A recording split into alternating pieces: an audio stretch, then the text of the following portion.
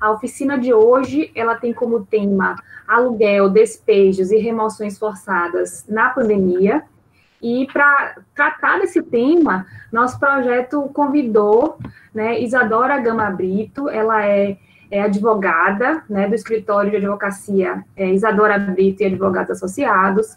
Ela é conselheira estadual da Ordem dos Advogados do Brasil, seccional Sergipe, vice-presidente da Comissão de Direitos Humanos Sociais da OAB de Sergipe. Ela é da Executiva Nacional da Associação Brasileira de Juristas pela Democracia, é advogada popular e coordenadora nacional do Movimento dos Trabalhadores Sem Teto, e também vice-presidente da Casa de Acolhimento Casa Amor. Bem-vinda, Isadora. É um prazer ter você aqui para a gente discutir esse tema tão importante. Os nossos extensionistas já enviaram, inclusive, algumas perguntas provocadoras, né, para esse debate hoje. E eu gostaria antes também de passar a palavra para o professor Vitor, antes de passar a palavra para a professora Isadora, para que ele também faça a saudação inicial. Professor Vitor. Obrigado, bom dia a Isadora, bom dia, né, antes de a gente já estar conversando com a Isadora aqui, eu não desejei ainda bom dia a todos os extensionistas, olá a todos e a todas.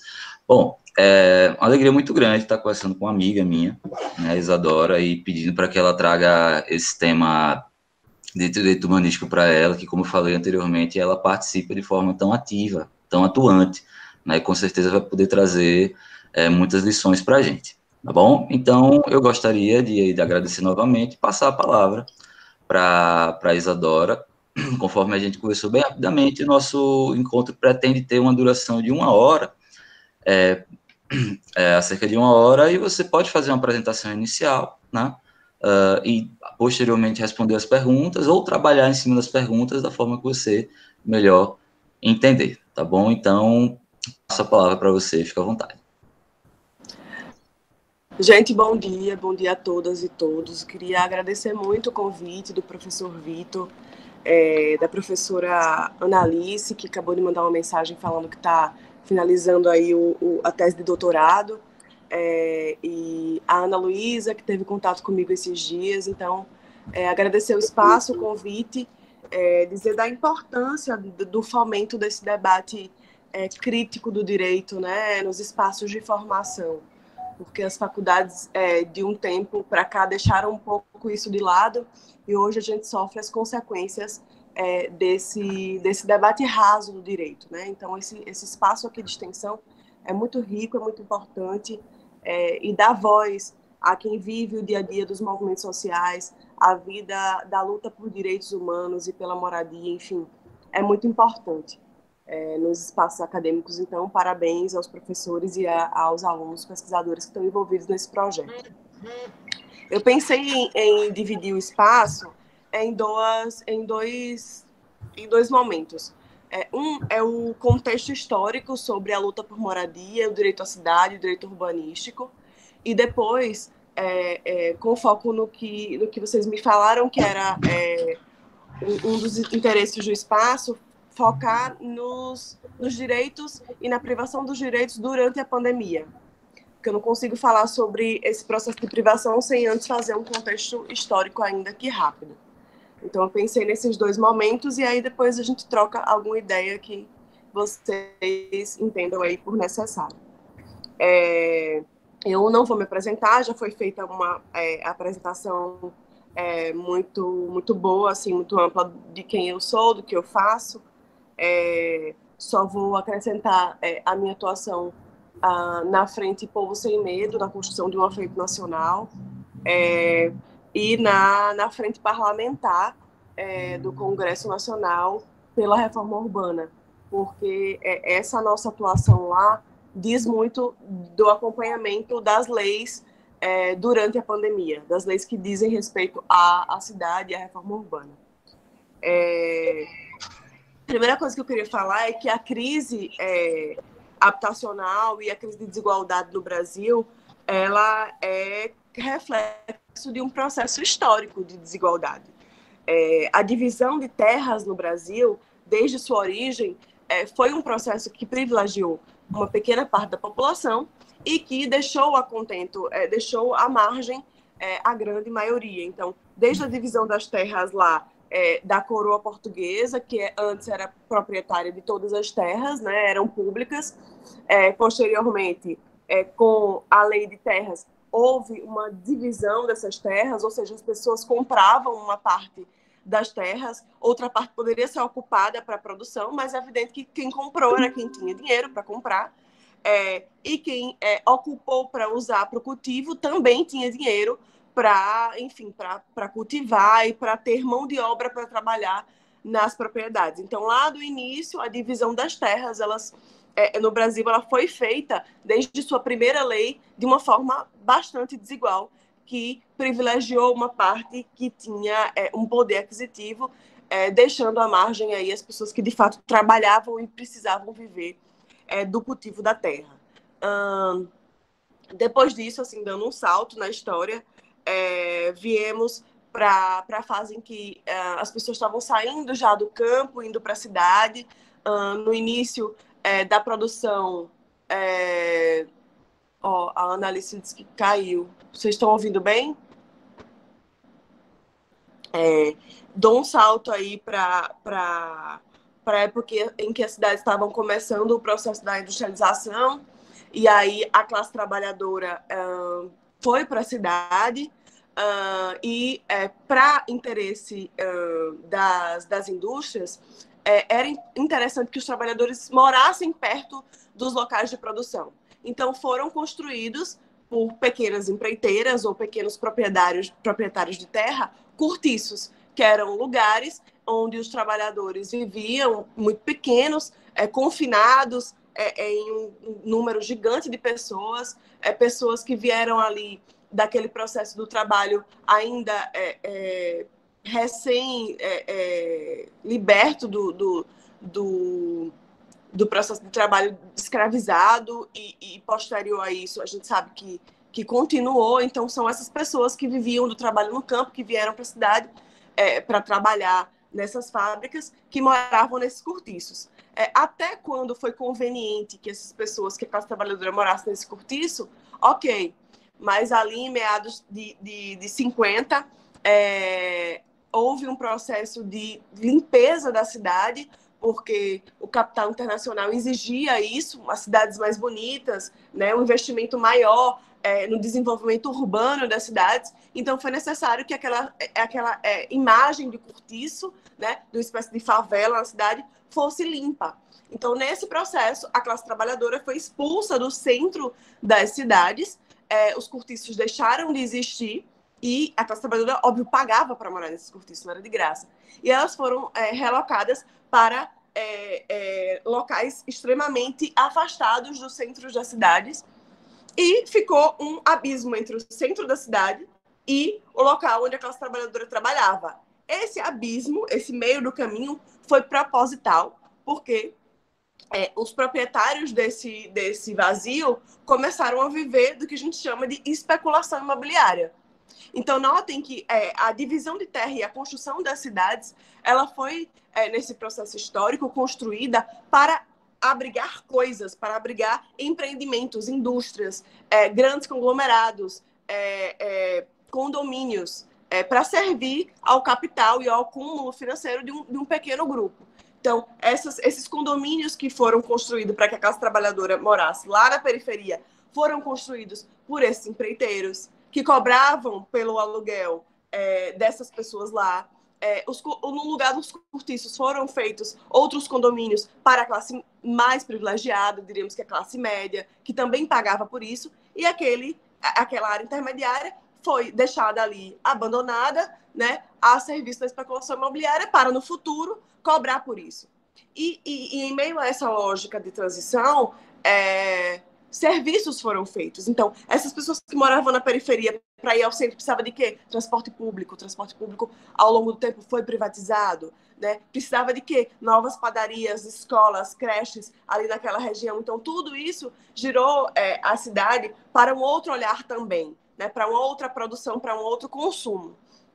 Então, o que a gente pode dizer é que a política habitacional no país, ela é um projeto que beneficia algumas pessoas, alguns grupos econômicos, e as pessoas que trabalham para a cidade, que constroem a cidade, elas ficam totalmente à margem desse processo e têm os seus direitos negados. A gente costuma dizer que na sociedade em que a gente vive, tudo virou mercadoria. E os direitos, até os mais essenciais, não estão distantes dessa lógica. Então, o direito à moradia também é uma mercadoria. Embora esteja previsto na Constituição, o direito à moradia hoje é privilégio de quem pode pagar por ela. Então, assim como o direito à saúde, assim como todos os outros direitos, virou mercadoria, embora seja essencial para a nossa vida, para a nossa dignidade, para a nossa formação enquanto cidadão, ele virou mercadoria e logo privilégio daqueles poucos que podem pagar. Como o nosso tempo não é tão grande, eu vou indicar para vocês um videozinho no YouTube que fala de forma bastante simplória desse processo de construção das cidades. Chama A Cidade para Poucos. É um vídeo bem curtinho, de 15 minutos. Depois vocês deem uma olhada nele no YouTube, que vale a pena. Então, hoje, o déficit habitacional no Brasil gira em torno de quase 8 milhões de domicílios. Esse dado está defasado, é de 2017, então tem um dado mais recente, oficial. E a população em situação de rua, segundo o IPEA, dados de 2016, cerca de 102 mil pessoas vivem em situação de rua hoje. A gente sabe que o direito à propriedade é garantido na Constituição, está ali no artigo 5º, mas o direito à propriedade ele não é um direito absoluto, então isso é muito importante. Embora seja um dos direitos mais importantes da nossa Constituição, ele não é um direito absoluto. Ele está condicionado e está ali no seu inciso 23, que a propriedade ela deve atender a uma função social. Ou seja, todo tipo de propriedade deve servir a algo individual, de uma família, de um indivíduo, ou servir a coletividade, ser um posto de saúde, ser uma praça, ser uma escola. Então, nenhuma propriedade ela pode estar ociosa a serviço do lucro de um grupo econômico ou de um lucro de uma pessoa. Ela tem que servir a coletividade, servir a cidade. Ela não pode estar ali prejudicando a vida e o bem-estar da coletividade, né? Quando a gente vê um terreno abandonado, um terreno baldio, ele é um problema social. Não só porque ali deveria ser um lugar que deveria estar servindo para a coletividade, mas ali é um lugar de proliferação de doenças, enfim, que serve de abrigo, enfim, para pessoas que estão ali se escondendo de alguma coisa. Então, todos os espaços das cidades devem ser construídos, pensado para servir ao bem comum. O direito à moradia está previsto também na Constituição, no seu artigo 6º. O artigo 23 da Constituição também diz que é de competência da União, dos Estados, do Distrito Federal e dos municípios promover programas de construção de moradia e melhoria de construção das condições habitacionais de saneamento básico. Então, quando a gente vai fazer uma discussão com a prefeitura sempre joga a responsabilidade para o governo federal e o governo joga para o município, mas, na verdade, é responsabilidade de todos os entes federativos o fomento aos programas de construção de moradia e de combate ao déficit habitacional. Lá também no artigo 182 da Constituição fala sobre a política de desenvolvimento urbanístico e fala sobre no seu parágrafo 1º, fala sobre o plano diretor municipal, que aí acho que é o nosso coração aqui do debate, porque no plano diretor, o plano diretor ele é obrigado a ser aprovado lá nas câmaras municipais para todas as cidades que tenham mais de 20 mil habitantes. E o que é o plano diretor? O plano diretor é o que vai regulamentar toda a construção de uma cidade, como os espaços coletivos eles vão ser utilizados na cidade. Então, um plano diretor diz de uma cidade organizada, diz de uma cidade que seja debatida e construída para as pessoas e não para as coisas. Então, a aprovação de um plano diretor ela é obrigatória para todas as cidades acima de 20 mil habitantes, mas na prática, a gente vai chegar lá, não é bem assim que funciona. Então, o plano diretor está previsto também no Estatuto da Cidade. Veja que a lei que regulamenta as cidades é algo muito novo. O Estatuto da Cidade é de 2001, pasmem. Então, o Estatuto da Cidade que prevê coisas como plano diretor, como IPTU progressivo, como desapropriação de imóveis para fins sociais, isso é de 2001.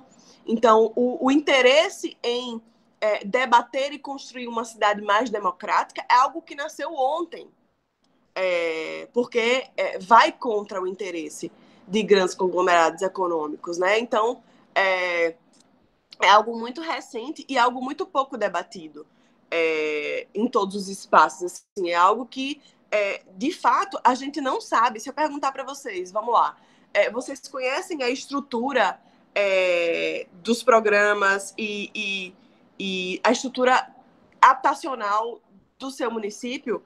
Poucas pessoas vão saber dizer como está o andamento do plano diretor de Aracaju, se a gente tem um plano diretor em Aracaju, né? Se a gente tem hoje uma Secretaria Municipal de Habitação, se a gente tem uma Secretaria Estadual de Habitação, se a gente tem um Conselho de Habitação, né? A gente não conhece as estruturas desse sistema de habitação da nossa cidade e mais grave que isso, assim, a gente não se envolve no processo de aprovação do plano diretor.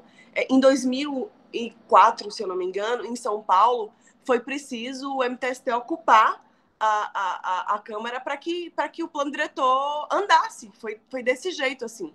Quando as pessoas perguntam, mas por que vocês travam rua? Por que vocês tocam fogo em pneu? Por que vocês fazem isso? A gente é ruim para o trânsito. Gente, vocês acham que se a gente chegar na porta do prefeito, na porta do governador, bater na porta, a gente vai ser recebido com um cafezinho para discutir a política pública da cidade? Não vai, gente, não funciona. Ninguém tá tocando fogo em pneu porque gosta, não. Sofrendo um processo avassalador de criminalização, um processo letal. Nós somos o país que mais mata militantes e defensores de direitos humanos, sabe? Que mais prende, que tortura, que criminaliza o processo da luta por direitos. Isso é luta por direito, previsto na Constituição. As pessoas que ocupam e moram embaixo de lona não estão ali porque é legal, não. É um inferno estar embaixo de lona. Talvez vocês não saibam o quanto é quente estar meia hora dentro de um barraco. Então, assim, todo esse processo de luta, de conquista de direito é muito árduo, é muito suado e é necessário, porque só assim é ouvido, né? Se vocês não sabem, o plano diretor de Aracaju está arquivado há anos, sabe? E ninguém tem a coragem de mexer naquilo. E é simples, é algo que é obrigatório, é uma lei, é algo que regulamenta o funcionamento da cidade. Mas debates como, por exemplo, o IPTU progressivo é tabu ainda aqui. Debates como, por exemplo, desapropriar terrenos abandonados há 40 anos, que estão ali sem contribuir com a cidade, sem pagar imposto, né? É algo que é inimaginável, mas é algo que é necessário, porque para resolver o problema do déficit habitacional no Brasil, pasmem, não é necessário construir uma única casa. Hoje, nós temos no Brasil mais casas vazias do que pessoas que precisam de casa. Ou seja, não precisa sequer de programas como Minha Casa Minha Vida, Minha Casa Minha Vida Entidades, que inclusive acabou. A gente precisa dizer isso, que o Minha Casa Verde e Amarela é um blefe, é um projeto que não engloba a população que mais precisa de casa, que é a população que vive ali com até 2 salários mínimos, que é o que a ONU chama de sem teto, que é um dos critérios que a gente utiliza. Então, não há fomento à política pública de moradia popular hoje no Brasil, no âmbito nacional. A gente pode dizer isso com firmeza que não há. Mas o que eu quero dizer é que precisa apenas de vontade política para resolver o problema. Por exemplo, nós hoje temos uma ocupação no Santa Maria, chamada Valdice Teles. Essa ocupação é a ocupação de um terreno que estava abandonado, um terreno baldio, há 40 anos em Santa Maria. O dono do terreno, o suposto dono, tinha um recibo duvidoso. Agora apareceu com escritura, o imóvel escriturado no cartório de São Cristóvão, um imóvel que é de Aracaju. E até hoje nem a prefeitura, nem o Estado andou com o processo de desapropriação, o que é obrigatório. Aquele imóvel abandonado, ele deve ser desapropriado para os fins de construção de moradia popular. É isso que diz o Estatuto da Cidade, né? É isso que diz a desapropriação para fins de interesse social. Quem está no campo da ilegalidade é aquele suposto proprietário, não são os ocupantes. Mas quem sofre diariamente com o processo de criminalização são aquelas famílias que ocupam. Então, é importante que a gente entenda a estrutura habitacional administrativa da nossa cidade, saiba como está a Secretaria de Habitação, se existe, municipal, estadual, saiba como é esse processo de organização dessas estruturas, se é democrático, se tem representação participativa, se tem eleição dos seus conselheiros, se tem representação dos movimentos sociais e da sociedade civil nesses espaços, fomentar iniciativas populares, audiências públicas que debatam isso, né? Fomentar o retorno do orçamento participativo, que é algo essencial na construção de uma cidade democrática, e lutar pelos conselhos com caráter também deliberativo, porque conselho com caráter consultivo, o que adianta você ir ao bairro consultar as necessidades da população e só ser consultivo, né? É importante, mas o povo precisa ter o poder também de deliberar sobre como quer a cidade, o que aquele bairro precisa. Eu vou pular aqui, que meu tempo já está um pouco avançado, para a gente pensar um pouco no cenário de pandemia, né? Tudo isso no cenário de pandemia. Veja, eu comentei com vocês no início que eu componho a frente parlamentar pela reforma urbana e pelo direito à moradia. Essa frente parlamentar é composta por vários parlamentares de partidos diversos, por alguns membros da sociedade civil e alguns movimentos sociais, mas é uma frente no Congresso Nacional que discute tudo que passa pelo Congresso e que diz direito à moradia e o direito à cidade. Então, no período de pandemia, essa frente tem atuado bastante no sentido de pressionar o Congresso para colocar em votação projetos de lei que já estão lá tramitando, e são mais de 100, e alguns, inclusive, que já estão aprovados o caráter de urgência, entre eles o PL da Natália Bonavides, do PT, que é o PL que a gente está fazendo a maior pressão para que ele seja colocado em votação. Tivemos reunião recente com o Rodrigo Maia para debater esse tema. Ele assumiu o compromisso que iria colocar em votação, mas não colocou até agora. Mas, basicamente, é o PL, um dos, né, que suspendem as reintegrações de posse, todas elas, coletivas, administrativas, durante o período da pandemia. E aí durante o período da pandemia, ou seja, enquanto houver um estado de alerta sanitário, de alerta de saúde, de perigo de saúde. Porque o que a gente teve até agora foi a aprovação do artigo, da mudança do artigo 9º, que foi o PL 1779/2020, que prevê apenas a suspensão total ou parcial dos aluguéis de locatários que provem uma alteração na mudança econômica. Por exemplo, eu trabalhava com carteira assinada e fui demitido durante a pandemia. Então, eu vou negociar com o dono do lugar onde eu moro a suspensão ou a total ou parcial do meu aluguel. Então, o que foi aprovado foi isso. Houve o veto do presidente da República, ele vetou isso, mas a gente conseguiu, através de pressão popular, dos movimentos e dessa frente parlamentar, colocar em votação no Congresso a derrubada do veto do presidente da República, e foi derrubado o veto. Então, o que a gente tem hoje de proteção é isso. Mas tinha um problema, que esse PL, hoje, artigo 9º da lei, ele tem um limite, que é 30 de outubro, já passou, e ele só engloba ações individuais, ele não abrange os grandes despejos coletivos que continuam a acontecer, inclusive de forma arbitrária e ilegal, ou seja, sem ordem judicial e sem cumprir o que a maioria das resoluções dos tribunais mandam, o que a própria organização, a própria ONU...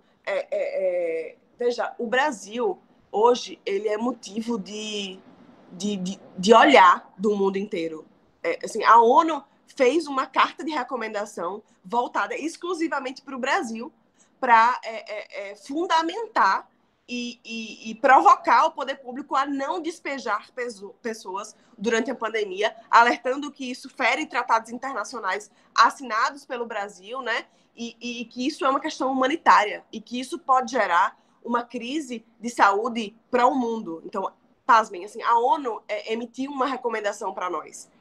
Nesse nível, o nível de cuidado e de medo e de alerta que o mundo tem com relação à administração que o Brasil está lidando com o enfrentamento da pandemia.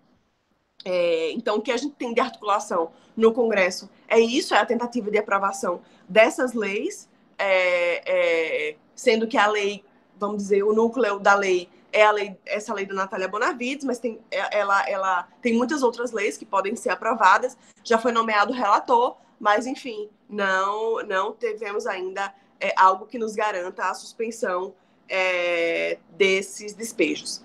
Além disso, também tem PLs, eu já estou caminhando para a conclusão, que estão lá para votação, que prevê suspensão de financiamento habitacional, das parcelas de financiamento habitacional, que os bancos parem de cobrar, pelo menos durante a pandemia, essas parcelas. Tem projeto que prevê proteção das comunidades tradicionais, que vivem do extrativismo daquele local. Tem vários PLs que são essenciais para esse momento. PL que garante a fila única no Sistema Único de Saúde e no público, ou seja, se a pessoa precisa de um respirador e não tem mais no SUS, mas tem no Primavera, que ela vá para o Primavera, ou seja, que ela não morra, porque tem 8 leitos no Primavera vazio, né? Então, tem muitos PLs que são importantes para a garantia de direitos fundamentais, para além do direito à moradia, e que essa frente parlamentar também acaba englobando.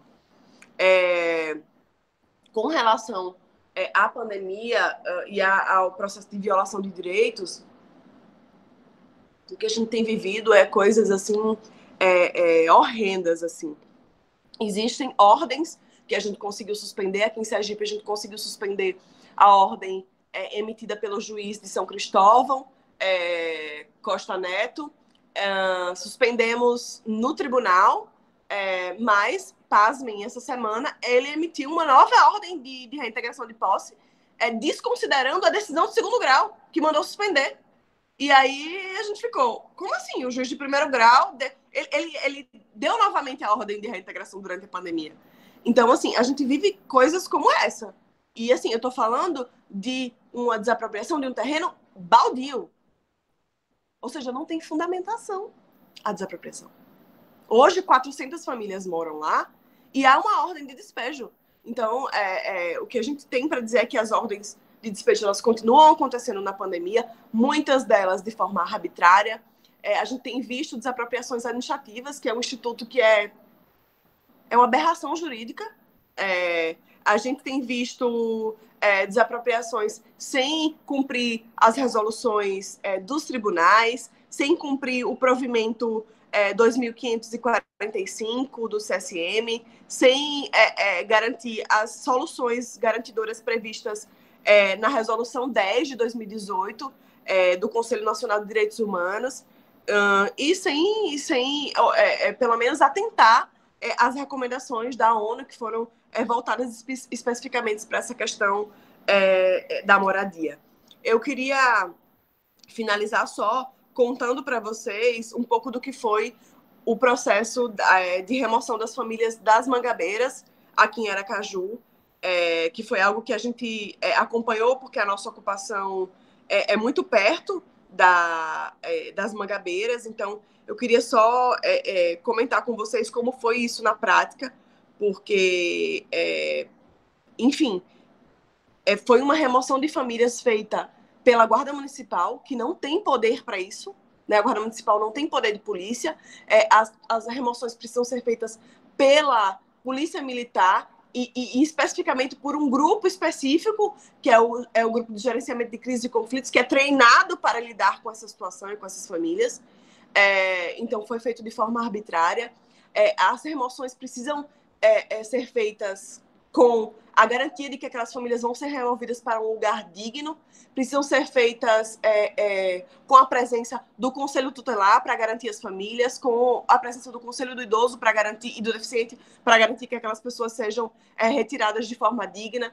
Precisa ter SAMU, precisa ter Conselho de Saúde, de assistência básica, que as pessoas precisam estar garantidas pelo auxílio moradia, enfim, uma série de coisas foi desprezada ali, e eu queria dizer que problema social, que o problema habitacional, ele nunca vai ser resolvido com polícia.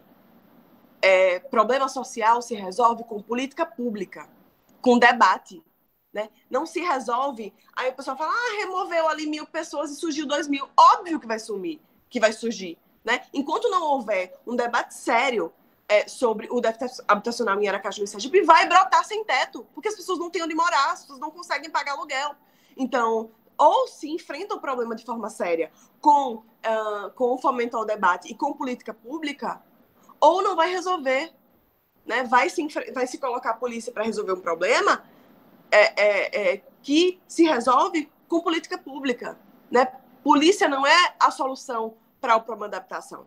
Então, e para além disso, ali havia uma reserva de extrativismo das Mangabas histórica, de mais de 40 anos, que não poderia ser despejada, estava protegida por tratado internacional. Então, é isso que a gente vê na prática, foi um exemplo só do que a gente vê na prática. Eu espero que tenha ajudado, de alguma forma, a elucidar as coisas sobre a realidade do direito urbanístico e sobre a realidade da nossa cidade. E eu estou aqui à disposição de vocês para a gente debater o que eu puder contribuir mais. É isso. Obrigada. Rapidinho. Ok, Isa, muito obrigado. Eu sei que é muito pouco tempo para muito assunto, né? E a gente vai tentar agora fazer uma rodada de perguntas do pessoal para que esses assuntos possam ser aprofundados, para que você possa eventualmente tratar de temas que você não pode tratar ou tratou de forma mais rápida, justamente pela quantidade de coisas a serem abordadas. A gente tem 3 grupos que se envolveram na pesquisa, estão se envolvendo na pesquisa de direito urbanístico. Eu sei que Beatriz já ligou o microfone ali, agora desligou, mas pode voltar. 3 grupos que estão voltados para o direito urbanístico, e eu queria chamar na ordem numérica, tá bom, dos representantes de cada grupo para elaborar as perguntas.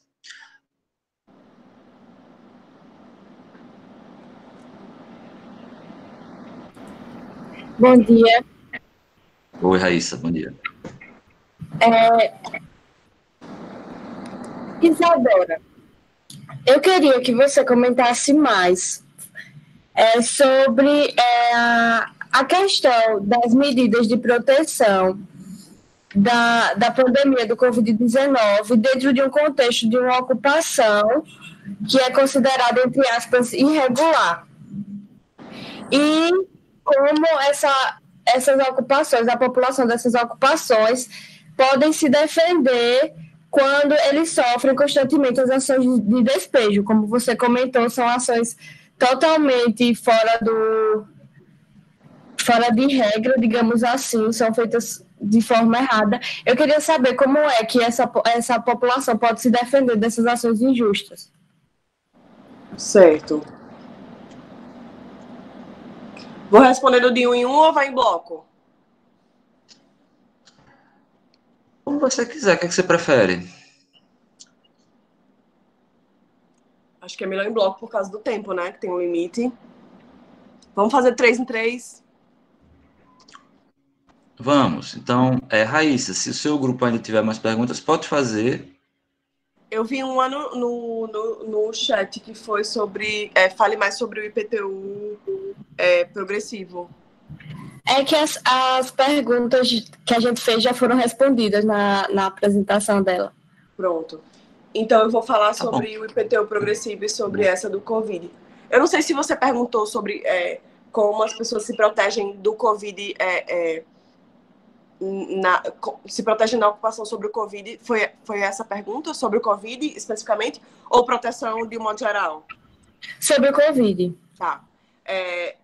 Então, no início da pandemia, nós, os movimentos sociais, nós fomos os primeiros a começar com ações de proteção às pessoas que estavam em situação de vulnerabilidade, muito antes, inclusive, do poder público.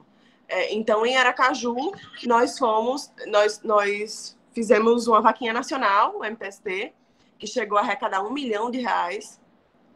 Por isso que, às vezes, eu digo, não, gente, a gente tem que ter esperança. Tem dias que a gente acorda, assim, o mundo tá desabando. Porque eu digo que a gente pegou uma fase adulta muito difícil.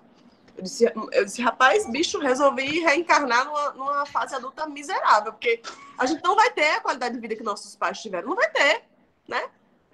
Muitos de nós aqui não vai ter casa. Real, assim, somos uma classe muito privilegiada comparada a quem está lá nas ruas e nas ocupações. Então, assim, a gente vive um processo que eu nasci no ano da Constituição. Eu vi a Constituição ser, né, ampliada, garantida de certa forma.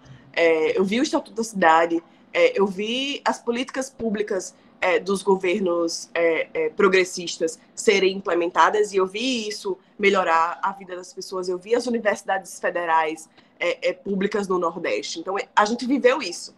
E aí a gente acordar todos os dias com um avalanche de retirada de direitos é assustador para a gente do campo do direito, né? Porque a gente está vendo essas reformas que são, na verdade, destruição do que a gente tem. Gente, quem estuda assim, de forma profunda, e eu estudo de forma profunda, o direito do trabalho, sabe que a reforma trabalhista acabou com a CLT. E não vamos maquiar a situação. Acabou com a CLT, sabe? O que há de mais elementar na CLT, que é a proteção do hipossuficiente, não existe mais. A gente não pode maquiar isso. O que foi as medidas provisórias trabalhistas durante a pandemia?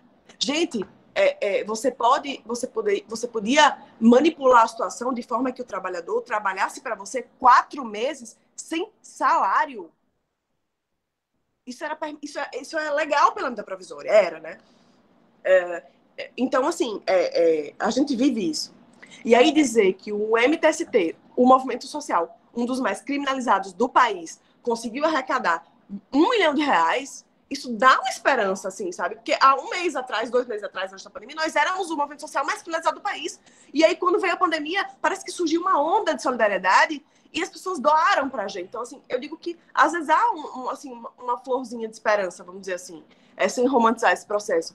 Mas é que a luta coletiva gerou uma onda de solidariedade. E a gente conseguiu, através disso, distribuir cestas básicas, que, sim, foi uma forma de garantir a proteção do Covid, que se as pessoas têm como comer, elas não saem de casa para trabalhar nos seus trabalhos informais, porque Sergipe o estado, um dos estados, eu acho que é o estado, vou confirmar isso depois, que mais tem informais no país. O índice de informalidade aqui é absurdo. Então, a gente começou a distribuir rapidamente cestas básicas, material de higiene, então, detergente, sabão, sabonete e água sanitária. A gente fez isso muito rápido e a gente começou a produzir máscara por cooperativa de máscara. Então, a gente começou a pegar mulheres e homens das ocupações, começamos a produzir máscaras para doar para cidades.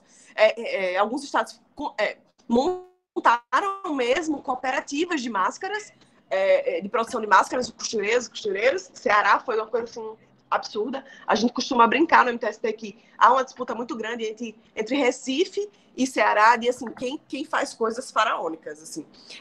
Aí o Ceará disse, não, nós vamos montar uma cooperativa de máscara que vamos produzir 100 mil máscaras em não sei quanto de tempo. Aí eu fiz, sai daí, não tu vai conseguir nada. E os caras conseguiram, assim, os caras não, as mulheres, que o movimento é um movimento conduzido em sua maioria por mulheres.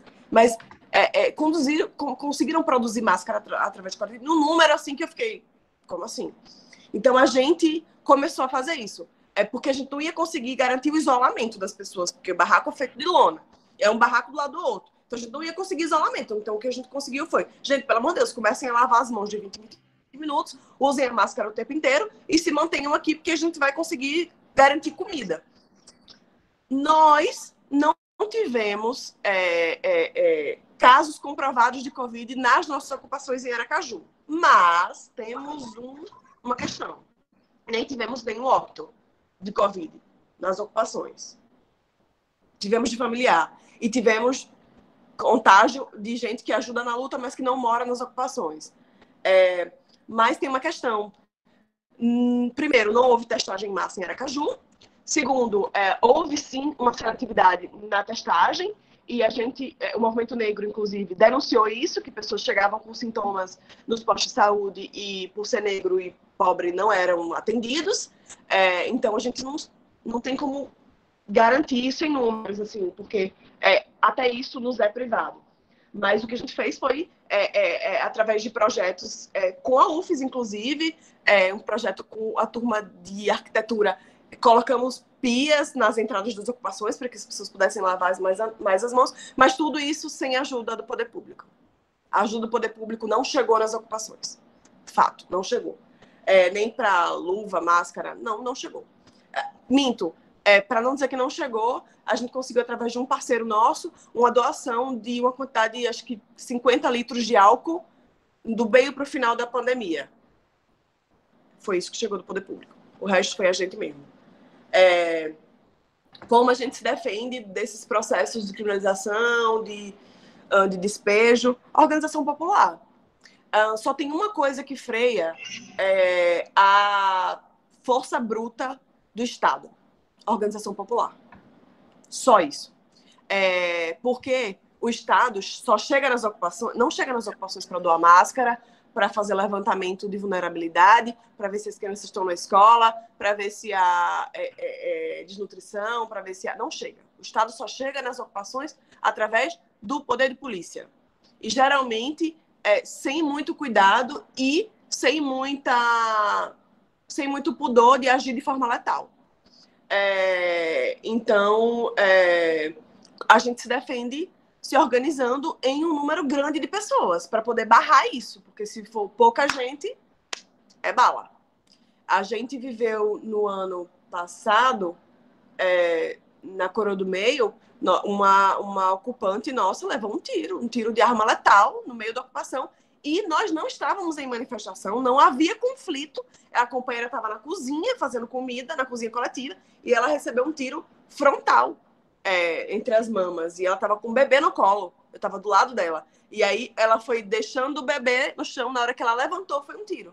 E quando a gente foi fazer a denúncia, a resposta do então prefeito foi que o seguinte: eu estudei medicina, legal, e foi o seguinte: o tiro foi para frente, aí o vento rodopiou a bala, rodopiou, e aí voltou e veio para cá, pro peito dela. Gente, é um tiro de arma letal na ocupação. Não se resolve o problema do déficit de atenção com tiro, matando as pessoas, sabe? Sem contar que houve uma série de abusos no meio de tudo isso, sabe? A Guarda Municipal, o tiro foi alvejado pela Guarda Municipal. A Guarda Municipal tentou pegar a bala do posto de saúde, dizendo que a bala era bala de borracha, e eu precisei ir para lá. Então eu fui com a bala, carregando a bala dentro da SAMU. Assim, enfim, uma série de coisas assim, que a gente tem que se defender organizando o povo, mas a imprensa é muito importante, então as denúncias, quando viram públicas, é muito importante, mas a gente não tem facilidade na cobertura disso, então, mas a imprensa é muito importante, os aliados dentro das câmaras municipais, dentro do Congresso são muito importantes, porque devem ser a voz do povo, os estudantes, quando estão lá, outro tratamento, né?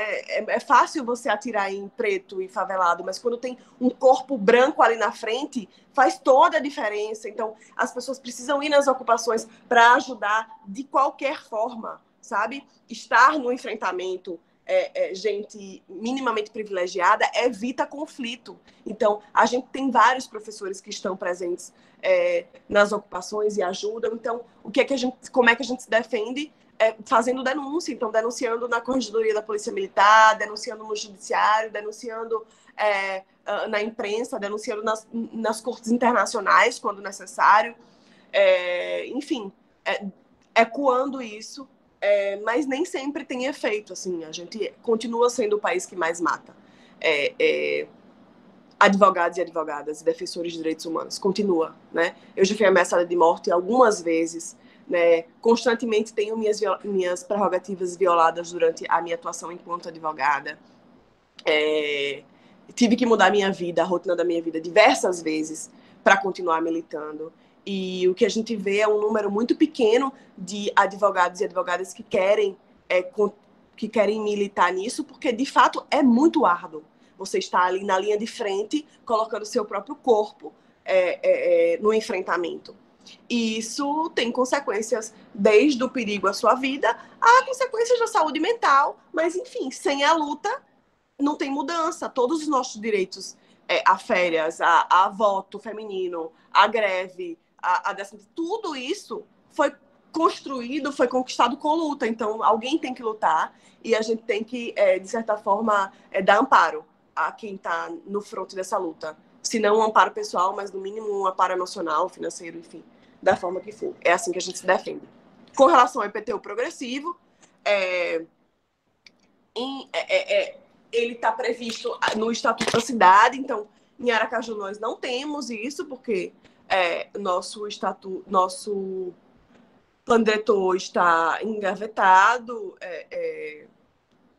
o município está confortavelmente sentado sobre ele, propositadamente. Houve uma promessa de que iria ser revisado, enfim, aprovado.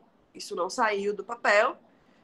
Mas o IPTU progressivo é uma forma de, compulsoriamente, fazer com que as pessoas deem uma utilidade para aquele imóvel. Então,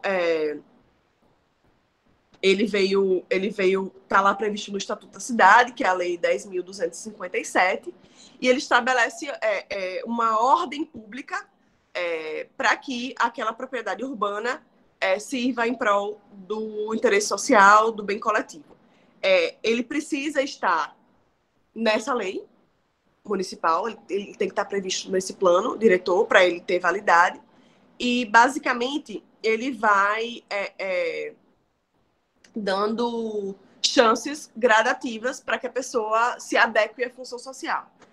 Então, por exemplo, eu tenho um terreno que é baldio. E aí, o que acontece? Eu sou notificada. Olha, esse terreno é baldio, não está cumprindo a função social, você vai ter um prazo para regularizar essa propriedade. E aí são estabelecidos prazos que também precisam estar previstos no plano diretor, para que a pessoa adeque. Esses prazos não sendo cumpridos, esses empreendimentos poderão ter uma aplicação de impostos maiores ao longo do tempo, progressivamente.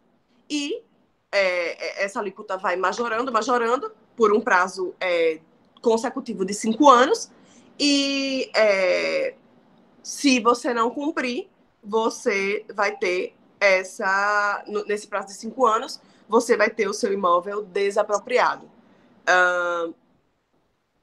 Esse prazo de 5 anos que vai estar lá previsto no plano diretor, ele pode ser para que você fracione o seu imóvel, para que você edifique o seu imóvel, para que você dê uma utilização a esse imóvel, e o município é que vai proceder com essa desapropriação e com o pagamento em títulos da dívida pública. Ou seja, não é uma coisa assim ultra radical, revolucionária, não, sabe? É assim, eu vou lhe dar 5 anos, bebê, para você dar uma função para esse imóvel, seja ela qual for. E outra, se você não cumprir, eu vou comprar de você a sua propriedade. Entende? Então, assim, a gente não está falando de uma coisa ultra revolucionária, de tomar todas as terras, não. Assim, é muito bom o Estatuto da Cidade. E nem isso se cogita aprovar. Então, é uma luta árdua, mas que precisa ser feita.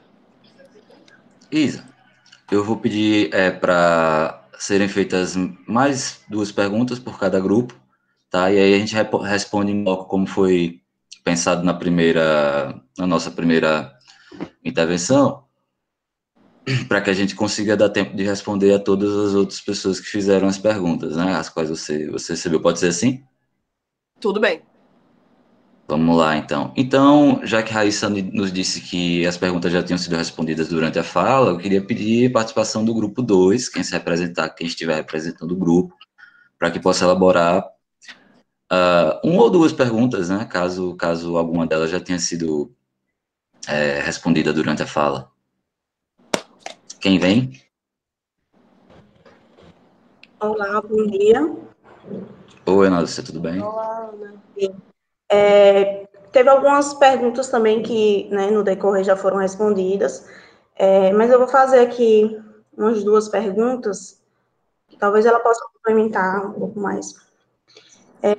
Uma situação hipotética em que os locatários estavam sem adimplir o pagamento do aluguel devido às dificuldades trazidas pela pandemia e o contrato de locação finda ainda durante a vigência da norma, que impede os despejos até dia 30 de outubro, seria possível que os locatários fossem despejados, uma vez que não existiria mais o contrato em vigor? Sim. Veja, atualmente, o que a gente tem é que as pessoas podem ser despejadas, porque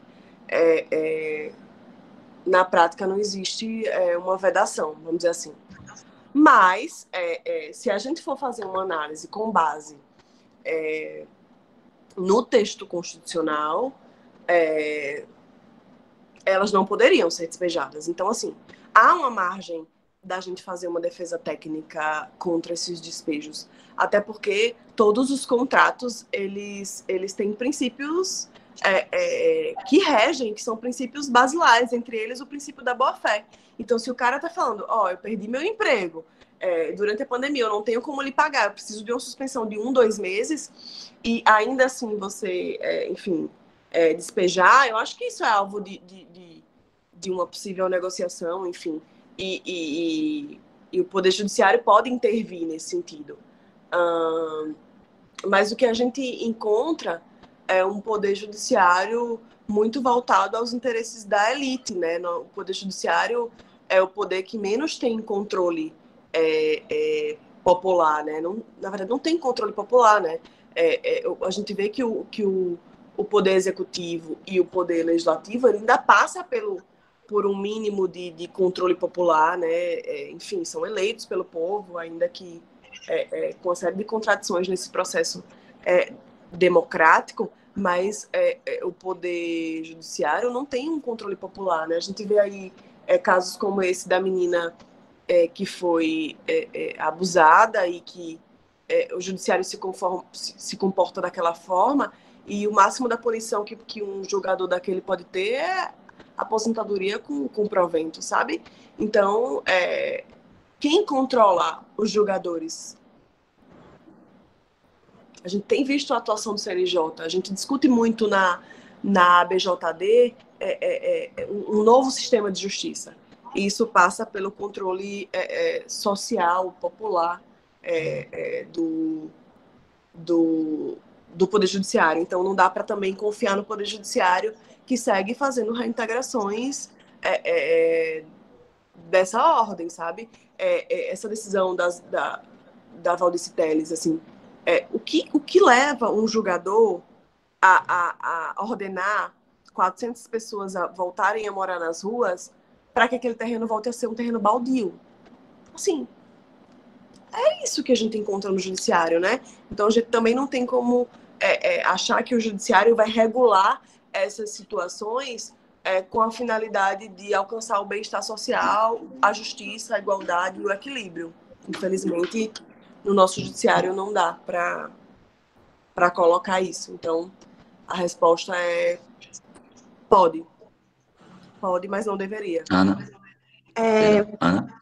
A segunda pergunta seria, em relação aos contratos, é sabido que um dos pilares para a efetividade do cumprimento, né, das partes é o princípio da boa-fé. Esse cria o dever geral da renegociação contratual em momentos de conjunturas imprevisíveis, no caso o Covid. Todavia, o atual momento cria uma relação difícil para ambas as partes, de modo que aquele que paga o aluguel do imóvel sofre em conseguir quitar mensalmente seus débitos e o proprietário se vê impossibilitado de usufruir do seu próprio patrimônio. da forma que poderia, né? Dessa forma, quais seriam os limites da boa-fé objetiva em relação aos direitos e deveres adquiridos por cada agente dos contratos de locação na referida conjuntura econômica? É uma boa pergunta.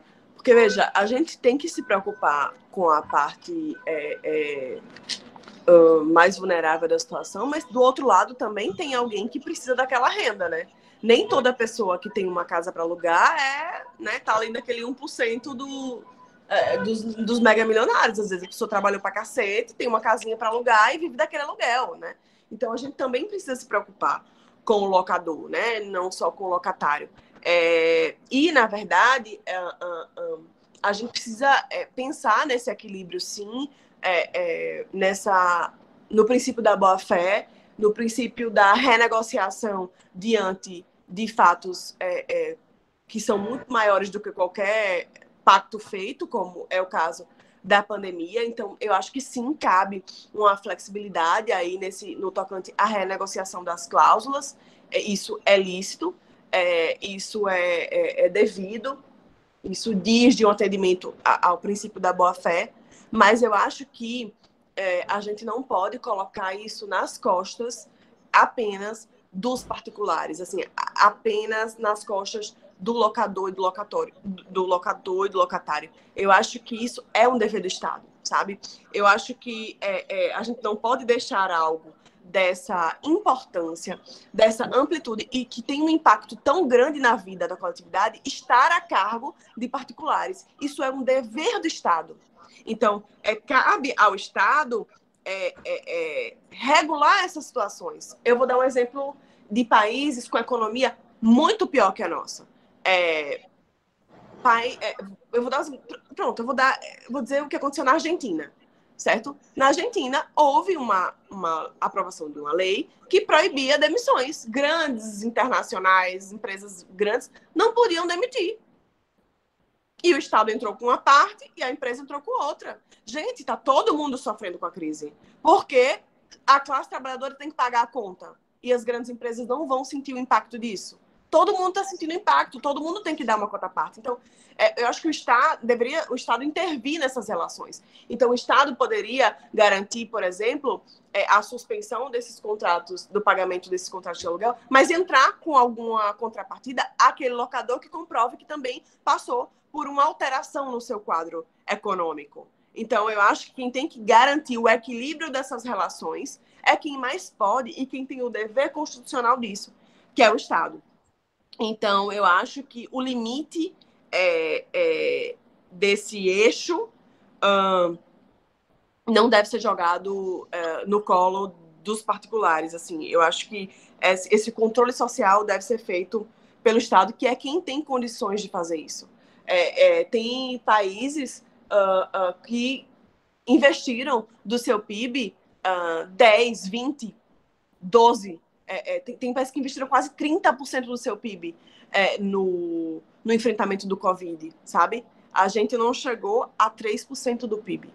Então, isso é vontade política, isso é projeto de enfrentamento.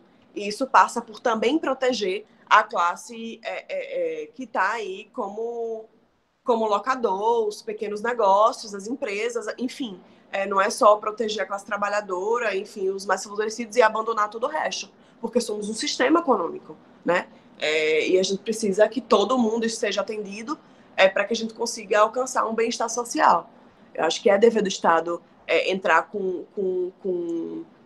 leis que regulamentem o equilíbrio dessas relações no período de pandemia. Leis que proíbam despejos, leis que proíbam demissões, leis que garantam auxílio emergencial digno enquanto durar a pandemia, porque R$600, R$300 não dá sequer para comer, quem dirá para comer e pagar aluguel e pagar água e energia, entendeu? Então, leis que garantam isso, leis que garantam o acesso à fila única no sistema de saúde, então, leis que garantam o não fechamento de empresas que vão falir, né, pela queda no consumo, enfim, acho que é o Estado que tinha que entrar com o braço forte para garantir essas relações. Ok, obrigado, Ana Lúcia. Isa, nós temos por volta de 10 minutos e... Obrigado, Ana. Temos 4 perguntas a mais, só que eu vou dar prioridade ao pessoal que fez as perguntas antecipadamente. Eu queria registrar aqui no nosso YouTube uma Luciana Luci do Valdistelli está mandando um abraço para você. Um beijo. Ela estava aqui estava aqui, justamente. Então a gente tem mais uma pergunta das perguntas deles, né? Porque foram enviadas antecipadamente, porque nosso pessoal daqui. E aí, se você puder responder com brevidade, a gente teria como ainda responder as outras dentro do curto tempo que a gente tem aqui na nossa live, tá bom? Vamos lá, grupo 3, quem é que se apresenta, por favor? Oi, bom dia, professor, bom dia a todos. É Emanuele que está falando. Oi, Lara, tudo bem? Tudo bem. Primeiro, eu queria só fazer algumas considerações, dizer que admiro muito o trabalho da Isadora, até acompanho lá pelo Instagram. E eu acho que foi tão oportuno que, algumas semanas atrás, numa reunião do meu grupo, está até lá registrado na ata de reunião, a gente falando que Isadora seria uma pessoa assim, muito oportuna para falar sobre esse assunto. E eu queria concordar com 2 pontos que ela falou na fala dela sobre as MPs trabalhistas. Primeiramente, porque eu acredito que a situação de pandemia deveria prover um campo maior de direitos e não de redução. Por isso mesmo que as MPs, eu acho que abrir um espaço de debate, entender que as MPs, elas não seriam um espaço para reduzir direitos, a gente tem que debater isso, que não seria, por conta da pandemia, um motivo para reduzir direitos, mas de ampliar. E também sobre o que ela falou sobre a renegociação das cláusulas, que é imprescindível a atuação do Estado, principalmente porque essas relações locatícias, essas relações de ocupação, são relações de poder que necessariamente aparecem na nossa sociedade. A pergunta que eu queria fazer, para a gente um pouco mais um espaço de discussão, porque já foi um pouco discutidas, era que a gente, considerando esse histórico processo desigual de aquisição da propriedade que se produziu no Rio, principalmente produzindo esses conglomerados urbanos que a gente conhece, também as ocupações, os conglomerados urbanos como as favelas, os bairros periféricos, qual seria uma política pública que a gente poderia imaginar nesse momento, além das suspensões dos despejos, que infelizmente se restringe 30 de outubro, mas que a situação pandêmica ainda persiste, qual seria a pública mais adequada para que as famílias com baixo poder econômico não fiquem privadas de exercer seus direitos à moradia da cidade, principalmente de respeitar as medidas de urgência e saúde pública, como o distanciamento social. Seria mais uma discussão sobre o que a gente já vem falando aí na palestra, na oficina.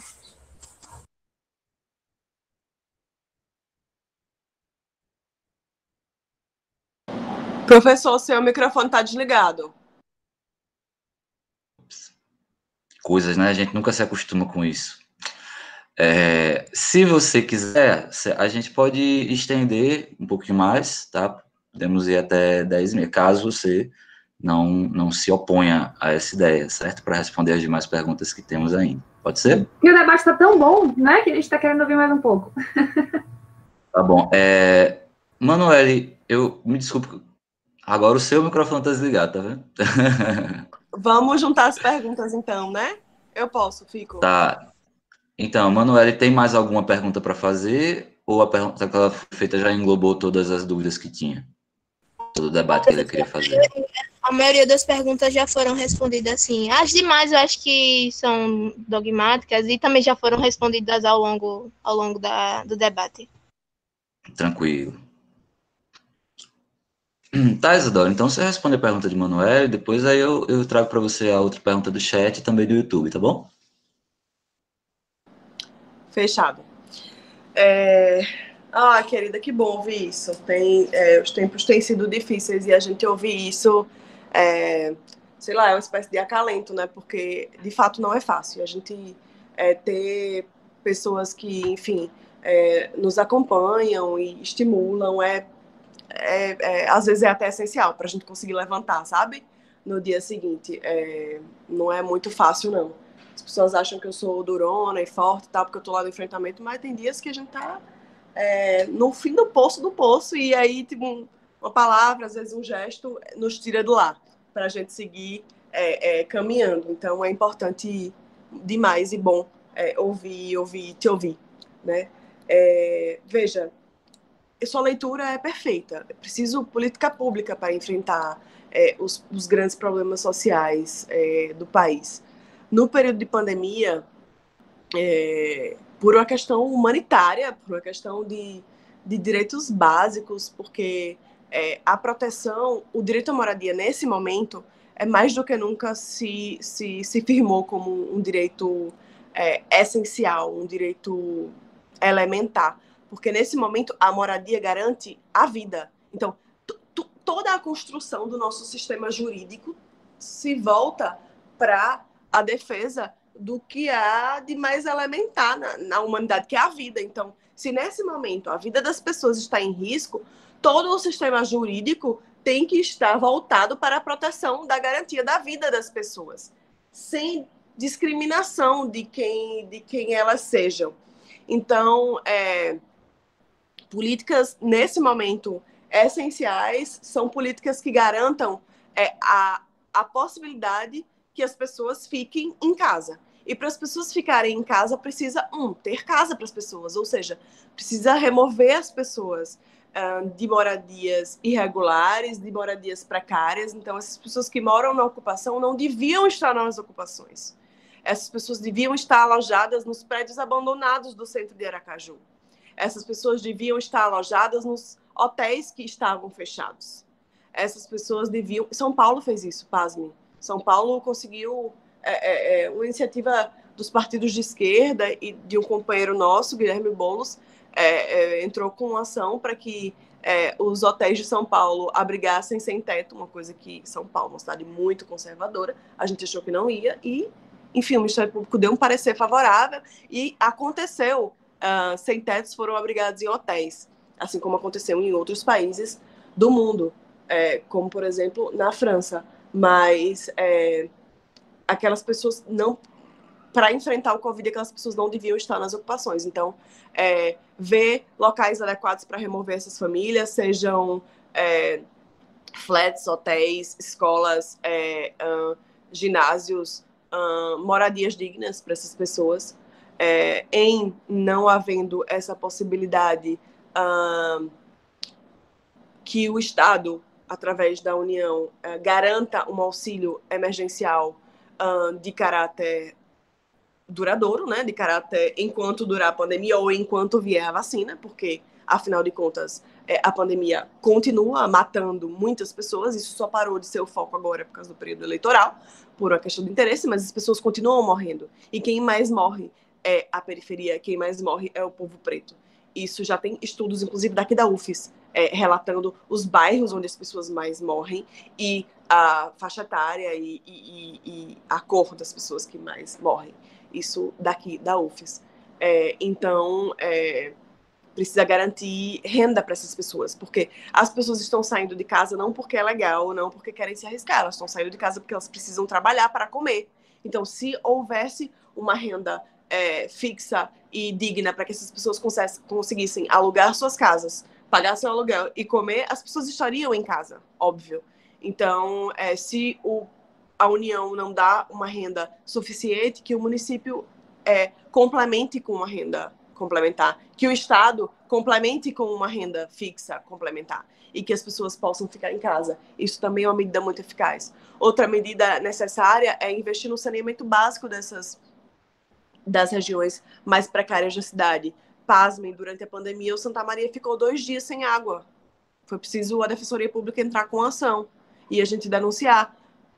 Como a periferia vai enfrentar uma pandemia sem água? Você acha que na periferia chega álcool gel? Não chega, gente. Não tem dinheiro, porque ou é álcool gel ou é o pão. Então, as pessoas se protegem do Covid com água e sabão, né? Então, é isso. Na 13 de julho não faltou água. Nos Jardins não faltou água, mas no Santa Maria faltou. Então, investir em saneamento básico, investir em reservatório de água para essas comunidades que vão faltar água, que tem saneamento precário. Aprovar leis que desautorizem os despejos, seja no âmbito municipal, seja no âmbito estadual, já que a gente não tem já que a gente não tem uma deliberação ainda do Congresso, sabe? Políticas públicas que garantam o aumento, a ampliação do auxílio moradia temporário. O auxílio moradia em Aracaju é uma coisa assim que alcança assim um percentual ínfimo de pessoas. Então, se estamos enfrentando uma pandemia, amplie-se o número de pessoas que estão cobertas pelo auxílio moradia, amplie-se o valor do auxílio moradia no âmbito municipal, crie-se o auxílio moradia no âmbito estadual. As secretarias de assistência social precisam ampliar a distribuição de cestas básicas. Se as crianças não estão na escola, o lanche, a verba para aquisição dos alimentos está liberada, essa verba precisa ser gasta, é comida. Essa cesta de alimento para as crianças precisa chegar na casa das crianças, não apenas com 5 itens, né? Então, tudo isso que garanta o mínimo de essencial nas periferias vai salvar vidas. Então, se a pessoa tiver efetivamente condições de ficar em casa, ela vai ficar em casa.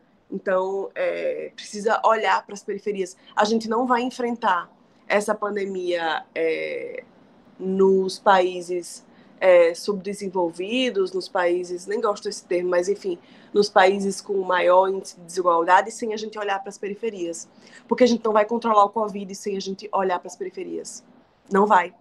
Porque se a gente não conter o avanço do Covid no Japãozinho, Santa Maria, enfim, no Bugio, aqui no Augusto Franco, a gente não vai conter e evitar que o Covid chegue nos outros lugares. Então, assim, é preciso olhar para essa população para enfrentar o Covid. É preciso debater de forma séria os direitos básicos e os programas de habitação. Tem verba do Fundo de Combate à Pobreza que pode ser usada nesse momento para construir abrigo para essas famílias, assim. E se não tem como construir abrigo e se não tem como relocar essas famílias agora, que olhe para as ocupações, que olhe para os assentamentos precários, que olhe para os quilombos rurais, que olhe para os moradores de rua. Gente, uma das cenas mais tocantes dessa pandemia comigo, porque a gente vai ficando meio que com couro grosso, sabe? Embora eu seja muito chorona, a gente fica com couro grosso, assim, a gente vê todos os dias tanta coisa punk, pesada, dura, que você fica... Às vezes eu fico, caramba, será que eu tô naturalizando aquele processo ali de dor? Será que eu tô naturalizando? Porque as coisas já não me assustam mais. Eu digo, foi isso. Eu às vezes me vejo assim nesse processo. Quando eu cheguei na segunda... Estava na segunda semana de pandemia. Aí a gente conseguiu uma doação a mais de cesta básica. A gente tinha doado para uma ocupação, tinha doado para outra. As Mangabeiras tinham ligado pedindo... A Comissão de Direitos Humanos tinha ligado perguntando se a gente tinha. A gente foi doar nas Mangabeiras. E aí sobrou 30. A gente falou, bom, vamos começar a distribuir para o pessoal da população de rua. Mas a cesta básica não é pronto, não vai servir. Então vamos fazer. E a gente leva pronto. Tá, vamos. E vamos levar material de higiene, vamos. Quando a gente chegou para distribuir o material para a população de rua, a gente chegou num lugar que chamam de Cracolândia, aqui em Aracaju. E aí a gente chegou, um companheiro e uma outra companheira, chegamos, conversamos e tal. E aí o pessoal falou, ei, mas por que mesmo o pessoal tá andando de máscara? Vocês já perceberam que a turma aqui tá andando de máscara? Eu fiquei, puta... Ou seja, tipo, a galera não sabia que tava rolando uma pandemia no mundo, assim, sabe? O pessoal que estava ali não tinha noção de que tinha um vírus e que estava matando as pessoas, sabe? Ninguém tinha chegado àquela pessoa. Vocês já pararam para pensar que tem muita gente que não tem acesso à internet e que não tem televisão e que não recebe notícias? Tipo, já tinha 2 semanas de Covid no Brasil, não falando no mundo, não, no Brasil. E, tipo, 3 pessoas perguntaram pra gente assim, por que esse povo tá usando máscara? Eu fiz, Gente, assim, é isso. Não se pensa a comunicação acessível a todos. E aí, quando veio o auxílio emergencial, eu fiquei, não. Você acessa o auxílio emergencial, você pede pela internet, pelo aplicativo e nos postos físicos. Gente, e a população de rua? Como é que vai pedir auxílio emergencial? Né? Porque, a princípio, ia ter um telefone que você ligasse e pedia. Sabe? Então, assim, é desse país que a gente está falando, que até as medidas emergenciais, que de emergencial só tem nome, porque até agora tem gente que não recebeu e que está contestando, mas até as políticas de combate à desigualdade não chegam nas pessoas que precisam, sabe? Então, essas políticas públicas, para agora, fazem diferença. Testagem em massa nos bairros mais periféricos, testagem em massa nos bairros mais pobres, faz diferença. Distribuição de produtos de higiene nos bairros com maior índice de aglomeração. Faz diferença. Quem chegou no Pantanal, no Bugio, na Cora do Meio, foram os movimentos sociais, gente. Foram as pastorais. Foi. Não foi o poder público. Não foi. Pegue o número da Secretaria de Assistência Social do Estado. Pegue os números da Secretaria de Assistência do município. Não foi, gente. Quem segurou o Covid nas costas foi a sociedade civil e os movimentos sociais. Se a gente tem esse número, que já é horrendo de morte, é graças à organização da sociedade civil e dos movimentos sociais. Ponto final. Não foi o poder público, foi a gente que segurou nas costas e está segurando. Com condições ou sem condições. E isso é inadmissível, isso não é aceitável, isso não é bonito, isso não é para ser romantizado, porque não é para ser assim. Porque direitos foram criados para ser garantidos. Então, a nossa luta tem que ser pela garantia de direitos. A gente não pode normalizar esse tipo de situação. Não é bonitinho as pessoas precisarem de cesta básica e a gente ir tirar foto e chorar. Isso não é normal. A gente tem que lutar por um país onde as pessoas não precisem de doação de cesta básica. Onde as pessoas não precisem de auxílio emergencial. Onde as pessoas não precisem de auxílio moradia no valor de R$300. Não é esse o país em que as pessoas devem viver. A gente não nasceu para isso. A gente nasceu para ter dignidade, para ter direito de ir e vir, o direito de comer, o direito de estudar, o direito de ter acesso à informação. Não é possível que uma pessoa que mora nas ruas não sabia que tinha um vírus que estava matando todo mundo. E já tinha 2 semanas de letalidade no Brasil. E a Secretaria de Assistência não passou um carro de som, uma bicicletinha, sabe? Para dizer que aquelas pessoas iam morrer, sabe? Porque é um corpo negro, é um corpo periférico, é um corpo de um drogado, né? Que morreu. Nada é se tratado com política pública, né? O problema das drogas também é tratado com polícia, sabe? Então é disso que a gente está falando, é de política pública. Problema social se resolve com política pública.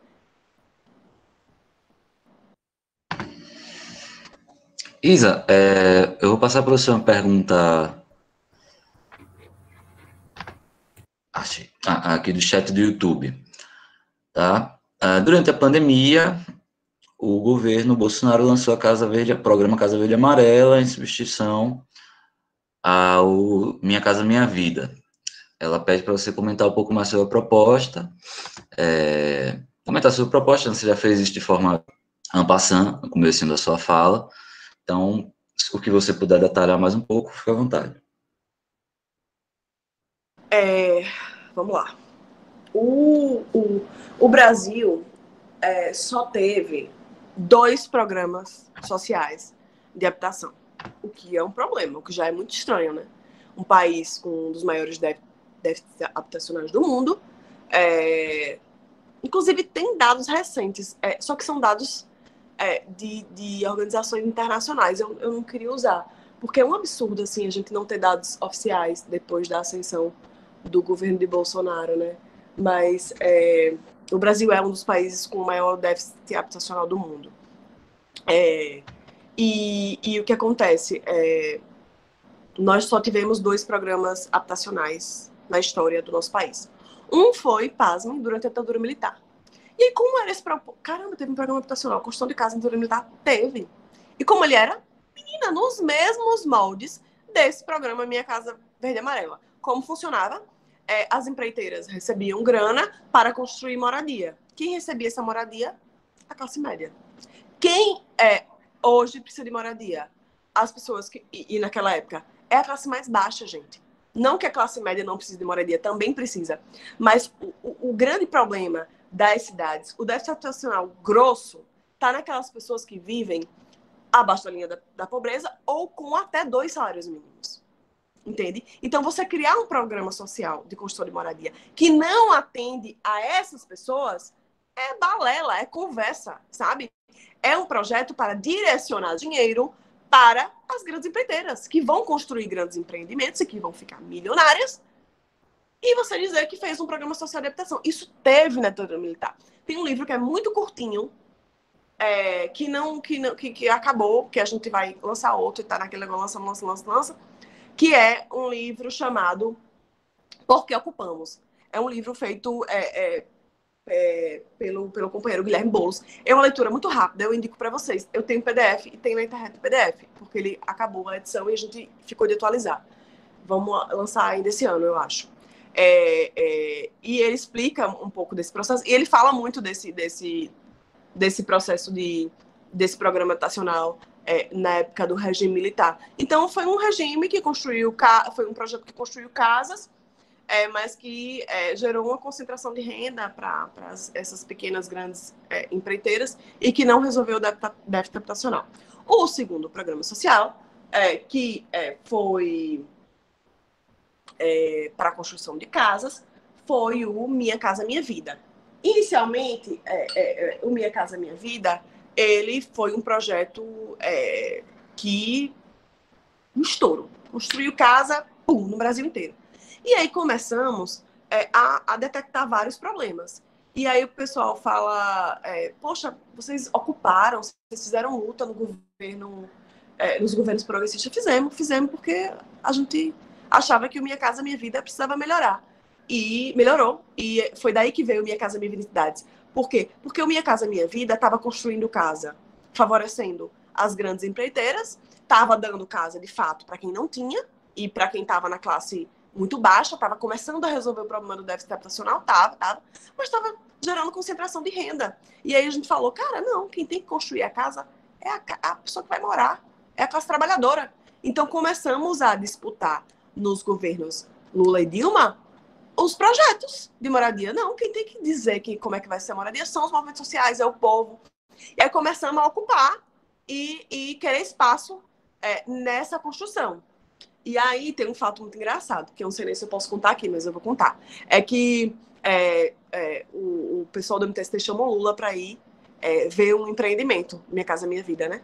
Porque ocupando, ele falando, vocês estão reclamando à toa, como é que a gente tá construindo casa pra caramba, resolvendo o problema e vocês ainda estão chiando, que não sei o quê. E aí Bolso falou, rapaz, vamos lá, conhecer e tal. Quando ele entrou, aí olhou um quarto, olhou outro, aí fez, eita porra, é isso aqui mesmo?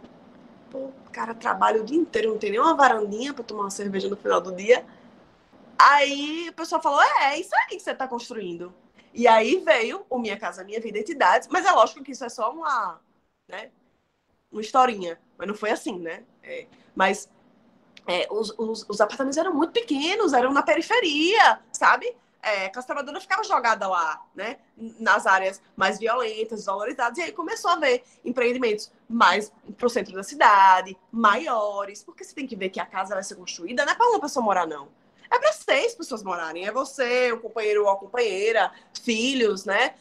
Enfim, a casa precisa ser uma casa que seja digna para as pessoas morarem. Então, foi aí que veio o Minha Casa Minha Vida Cidades, construído pela classe trabalhadora. Então, contratação da classe trabalhadora, de pedreiros e pintores e marceneiras e blá, e tudo mais, eletricistas. Nos moldes mais dignos. Então, os empreendimentos que a gente hoje tem lá em São Paulo, que foi fruto de ocupação, gente, gigante, coisa digna de verdade. E, assim, construída pelo poder público e coisa, assim, digna. Que eu disse assim, gente, essa sala, sabe? coisa digna, coisa de lugar decente, assim. Então, começou... eu queria falar sobre os números, deixa eu ver se abre aqui. Então, foi um grande projeto de política pública de moradia, alcançou a classe que realmente precisava, começou ali o processo de solução do problema do déficit, mas existem muitos outros problemas que precisavam ser enfrentados ainda naquele momento, em especial um aprofundamento da democratização desse processo e mais coragem para enfrentar o processo da luta pela cidade. Então, mais desapropriações, mais reutilização dos espaços abandonados, dos prédios abandonados no centro das cidades, né? Precisou um pouco mais de coragem nesse enfrentamento, mas, sem dúvida, foi o maior programa social da história do país. Agora, veio esse programa Minha Casa Verde e Amarela. Esse programa ele é muito parecido com esse programa que eu falei da época da ditadura militar. Qual é o problema? O problema é que ele não atinge a classe que precisa de moradia, que é essa classe que está aí no até 2 salários mínimos. E os requisitos que exige são impossíveis de ser atingidos por essa classe de pessoas, por essa categoria de pessoas. Então, é um projeto para dizer que está fazendo um projeto de política pública de moradia. Nós, inclusive, emitimos uma nota através da análise desse projeto. Ele foi lançado no mês de agosto, agora, através de uma medida provisória, e o maior problema é que essas famílias de baixa renda, que eram as famílias que eram contempladas pelo Minha Casa, Minha Vida, faixa 1, elas estão excluídas, né? Ou seja, cerca de 92% do déficit habitacional, que é composto por essas famílias, que ganham até 3 salários, elas não são sujeitas desse crédito bancário. Ou seja, se 92% das pessoas que não têm moradia estão nessa categoria, elas são excluídas desse projeto. Ele é um projeto para 8%. E ele continua contribuindo para essa lógica de concentração de renda, e de construção das cidades para servir as coisas e não as pessoas. O que a gente avalia é que isso é muito perigoso, porque as pesquisas já indicam que a gente vai enfrentar uma das maiores crises econômicas e sociais da história. Há economistas que já dizem que vai ser a maior crise dos últimos 300 anos. Então, a gente vai enfrentar um processo de fome e um processo de aprofundamento da pobreza, né? E isso aí inclui problema com aluguel, enfim. E os programas sociais de habitação, nesse momento, seriam essenciais para o combate a esse aprofundamento dessa crise econômica. Então, esse subsídio do Estado seria necessário, mas, infelizmente, o Minha Casa Verde e Amarela, ele é agora o sepultamento das políticas públicas habitacionais. Se a gente não tivesse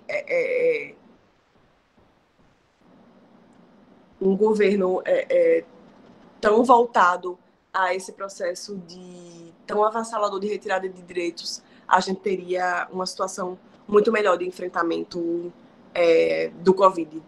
Então, é isso. Em resumo, é um projeto que vai ter dinheiro destinado para a construção de moradia, mas que exclui os 92% de pessoas que precisam de moradia.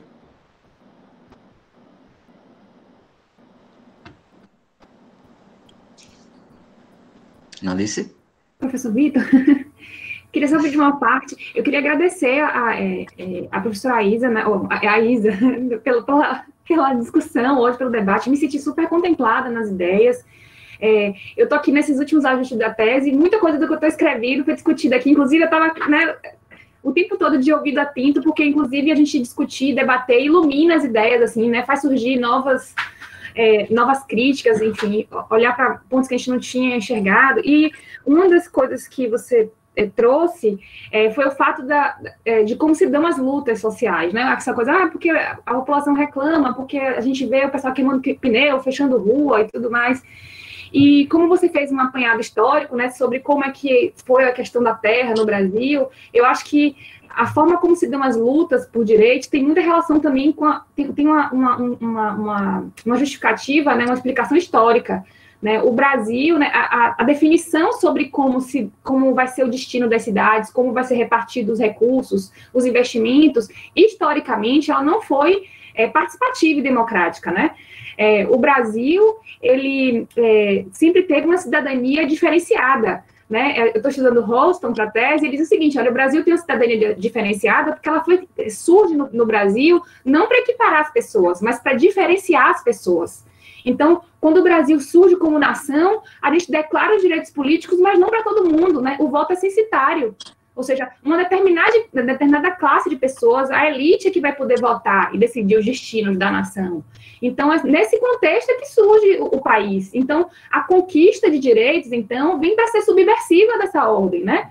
Então, fazendo lutas mesmo, tensões, parando rua e queimando pneu, porque era o único espaço, não existiam espaços institucionalizados para esse diálogo, né? E a disputa, porque a democracia é isso, é discussão, é debate, é conflito, enfim. A gente, além, né, de ter vivido esse período, a gente também viveu longos anos de ditadura, em que havia completa supressão, né, dos direitos civis e políticos, da possibilidade de reunião, da possibilidade de exposição das ideias, né, da liberdade de expressão. E aí a Constituição Federal de 88, ela instala um Estado democrático que vai restaurar os direitos políticos, uma nova visão cidadã, né, permitindo a participação, né, a eleição direta, o pluripartidarismo, e não só isso, espaços institucionalizados de participação. Então, você falou sobre os conselhos, né, a maioria das pessoas não conhece como é que é o Conselho de Habitação. Isso é uma conquista democrática dessas lutas, né, a existência desses conselhos.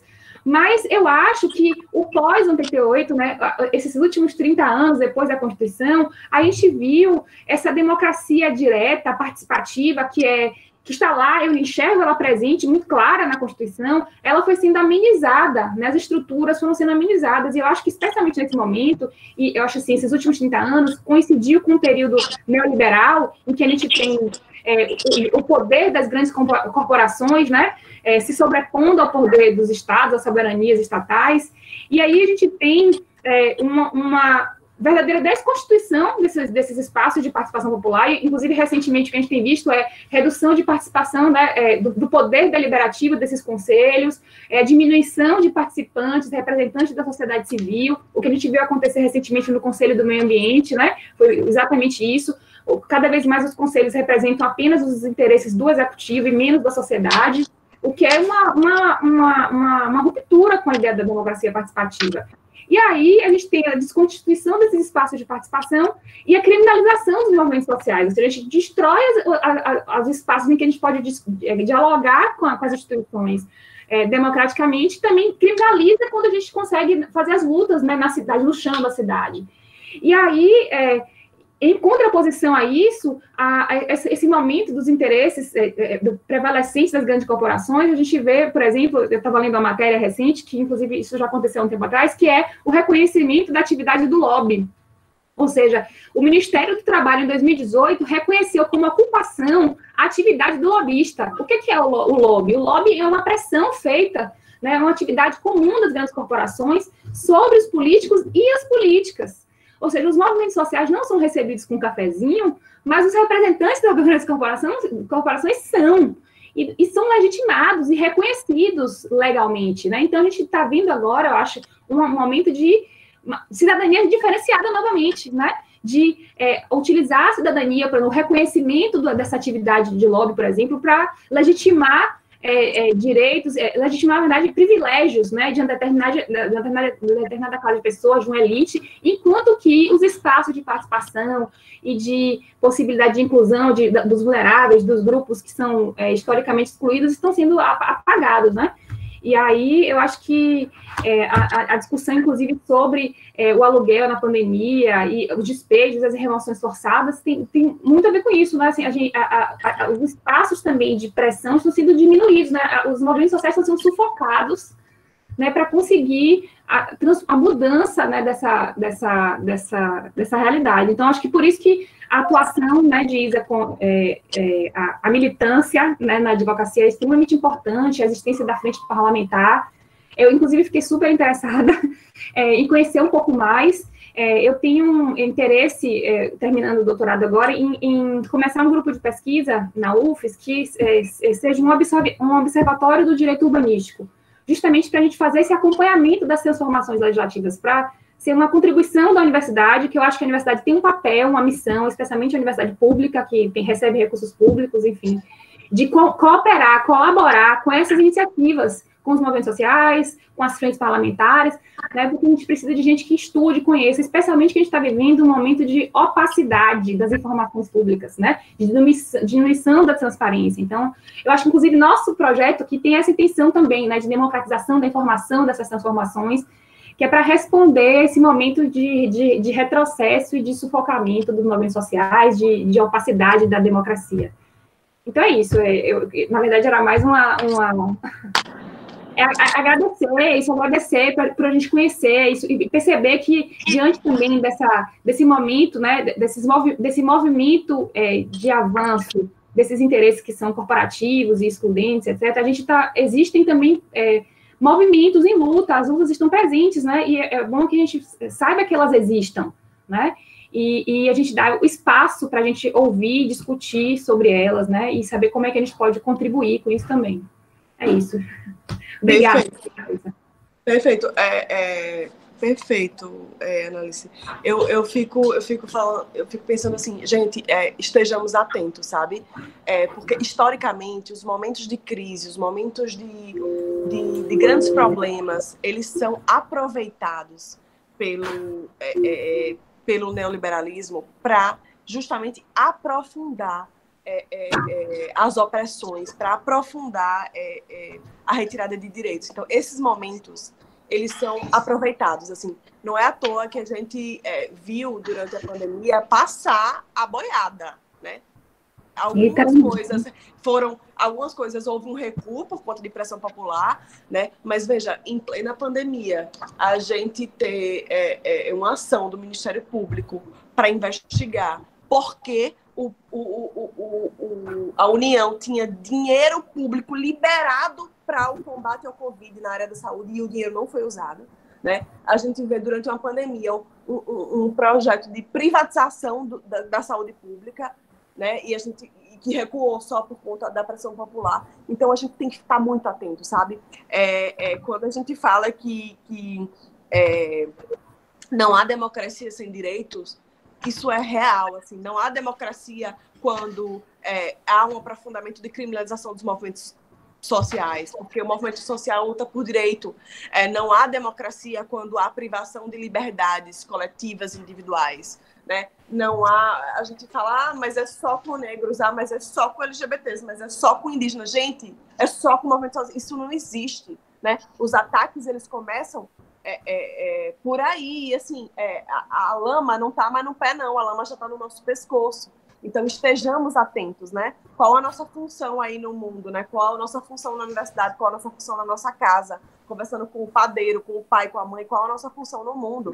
A gente estuda e tem esse privilégio, mas a gente tem que usar esse privilégio a serviço de alguma coisa para o mundo, né? Então, o que é que a gente está fazendo para isso? Assim, claro que cada um, não há uma régua de militante, não. Mas cada um da sua forma, cada um do seu jeito, mas que tenhamos nós também uma função social enquanto cidadão, cidadã, né? Enquanto juristas, enquanto estudiosos, estudiosas, pesquisadores, professores, exerçamos a nossa função social, né? Porque os ataques, eles não são por acaso, assim, o ataque à advocacia, o ataque e a criminalização recorrente aos movimentos sociais é um alerta, assim, vermelho. Meu pai, ele viveu o período da ditadura militar, ele foi perseguido, e ele fala assim, minha filha, se você apertar para voltar, assim, eu tô vendo, o que me assusta assim, é que eu dediquei minha vida, eu quase, né, morri para vocês viverem na democracia, e eu tô vendo tudo de novo. Eu tô entrando em pânico, porque eu tô vendo tudo de novo, né? Então, é isso, assim, estejamos alertas. Alertas, vigilantes e atuantes. Então, por isso que é muito importante, eu preciso de novo parabenizar vocês por esse espaço de fomentar o debate, a escuta, a troca de ideias, porque isso é essencial nos espaços de formação. E é isso, a UFES precisa chegar às ocupações, a UFES precisa chegar, a UFES já é um espaço gigante, a gente tem muito orgulho da Universidade Federal, mas a Universidade Federal precisa ir além daqueles muros cada vez mais. E é muito importante isso, e queria novamente agradecer a todo mundo que está aqui até agora nos ouvindo, e a vocês, e a Vitor, querido e especial, meu agradecimento.